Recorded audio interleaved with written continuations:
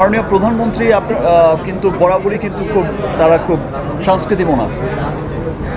National অ্যাওয়ার্ডের এমন কোনো অনুষ্ঠান থাকে না যে তিনি আসেন না, এবং দীর্ঘ সময় তিনি বসে থাকেন, সবার সাথে কুশল বিনিময় করেন।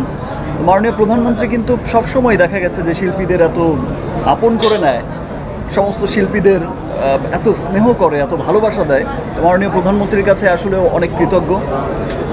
তার দেশের সিনেমা এগিয়ে যাচ্ছে, এটা আসলে মাননীয় প্রধানমন্ত্রী যখন গর্ব করে বলে, তখন গিয়ে মনে হচ্ছে যে না, সত্যি হয়তো আমরা আমাদের যে চেষ্টাটা আমরা করে যাচ্ছি, সেই চেষ্টার পথে, সেই স্বপ্নের পথে আসলে অনেক দূর এগিয়েছি।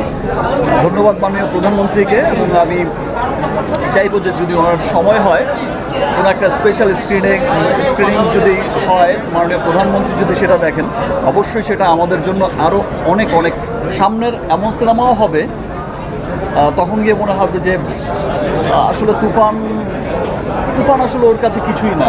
মনে হবে যে কি বিশাল বিজনেস, কি বিশাল সিনেমা বানিয়েছে, কি সুন্দর হয়েছে। আমরা চেষ্টা করে যাচ্ছি। আমি বলছি যে আগেই বলেছি যে আমি তো বিশ্বাস করি যে আমরা স্বপ্নের পথে হাঁটছি, দৌড়াচ্ছি। সো স্বপ্নটা এখনও পূর্ণ হয়নি পুরো।